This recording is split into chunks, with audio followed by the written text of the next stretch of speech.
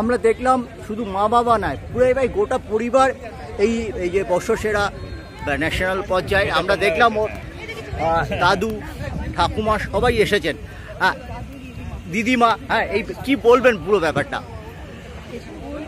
ও তো আমাদের তো ভীষণ একটা আনন্দের জিনিস, মানে সারাদিন ধরে ওরে যে দাবার প্রতি যে আগ্রহ, খেলার প্রতি যে আগ্রহ সেটা দেখতে পাই, চেষ্টা করে যায়, খুব ভালোবাসি, ছোট থেকে এটা করে যাচ্ছি, চাই ও এই আগ্রহ নিয়ে চলতে থাকুক, জীবনে অনেক বড় কিছু করতে পারে। নাতির পুরস্কার মঞ্চ দেখলাম আপনি একজন প্রফেশনাল ফটোগ্রাফারের মতো বন্দি করে রাখলেন সবকিছু।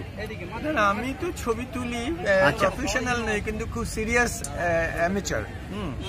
তবে যেটা একটাই কথা, কিছুদিন আগে যখন ন্যাশনাল চ্যাম্পিয়ন হতো আমি সবাইকে বলতাম আমার বাড়িতে একটা ন্যাশনাল চ্যাম্পিয়ন আছে, তারপরে বলতে শুরু করলাম আমার বাড়িতে একটা কমনওয়েলথ চ্যাম্পিয়ন আছে, তারপরে বললাম আমার বাড়িতে একটা এশিয়ান চ্যাম্পিয়ন আছে, তো এখন আমার বাড়িতে একটা ওয়ার্ল্ড চ্যাম্পিয়ন আছে। এর চেয়ে গর্বের আমি এই, আমাকে জিজ্ঞেস করেছে দাদু তুমি কতদিন বাঁচতে চাও, আনলাম তোর গ্র্যান্ড মাস্টারটা আমি দেখে যেতে চাই। শুধু গ্র্যান্ড মাস্টার না, সিনিয়র লেভেলে তোমাকে ওয়ার্ল্ড চ্যাম্পিয়ন হতে হবে বিশ্বনাথ আনন্দের মতো। আমি সেটা বলছি না। কনফিডেন্ট? হ্যাঁ, ফোকাসটা ধরে রাখাটা হচ্ছে সবচেয়ে বড় ব্যাপার। আমি বুঝতে পারছি যে যেটা হয় যে ফ্যামিলি ব্যাকগ্রাউন্ড একটা ফ্যাক্টর, যার জন্য আমাদের অনেক উঠতি ফুটবলার নষ্ট হয়ে যায়, তারা হতদরিদ্র পরিবার থেকে আসে। তোমার ব্যাপারটা সম্পূর্ণ আলাদা, তোমার গোটা পরিবার আছে, ফোকাস তুমি হারাবে না, এটা আমরা আশা করি।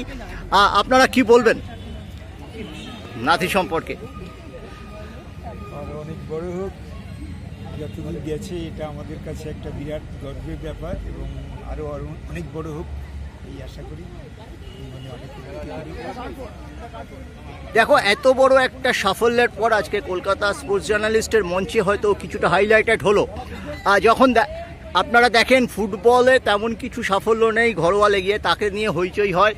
ক্রিকেটে রঞ্জি ট্রফি দেখতেও 6টা লোক যায় না, তাদের নিয়েও হইচই হয়। তখন আপনাদের কেমন লাগে? কজন ছিল এয়ারপোর্টে যখন আসে বাচ্চাটা? আমাদেরই দোষ, আমি বলছি না, হ্যাঁ আমরাও কিন্তু এর ভাগিদার, হ্যাঁ, কিন্তু তখন আপনাদের মানসিক অবস্থাটা কিরকম থাকে? সার্বিকভাবে সত্যিই বলবো, বাংলায় খেলাধুলার জগতে প্রচুর প্রতিভা আছে। দাবাতে তো আমি প্রতিদিন দেখছি, এবং বাকি অন্য খেলাতেও আমি ফলো করি। আমরা সবাই যেহেতু আমরা ক্রীড়াপ্রেমী, তো বহু প্রতিভা আমাদের রয়েছে, যারা কিন্তু সত্যি আপনি যেটা বললেন যে খানিকটা অর্থের অভাব, খানিকটা প্রেরণার অভাব, খানিকটা বা লজিস্টিক্স মানে তাদের যাওয়ার সুযোগ, বাইরে যাওয়ার এই অভাবে কিন্তু তারা একটু পিছিয়ে পড়ছে বা হতে পারছে না। আমার একটাই কথা, আমার নাতি খেলার দিকে যেন অনেক বড় বিখ্যাত হয় আর সত্যিকারের মানুষ, এটাই একদম সঠিক কথা বলেন, সত্যিকারের মানুষ হয়। আমরা তোমার উপর কিন্তু অনেক আশা, তুমি ওয়ার্ল্ড চ্যাম্পিয়ন হয়ে সিনিয়র পর্যায়ে ফিরবে, আমরা এয়ারপোর্টে থাকবো। আপনাদের উৎসাহ খুব ভালো লাগলো, একটা দিনের একটা মুহূর্ত আমরা এইটা মনে করে নিয়ে গেলাম, আমাদের সারা জীবনের মেমোরি হয়ে থাকবে আজকের অনুষ্ঠান। আর আপনারা সবাই সুস্থ থাকুন, ভালো থাকুন, এটাই কাম্য। হ্যাঁ, মানি অনেক অনেক শুভেচ্ছা। হ্যাঁ।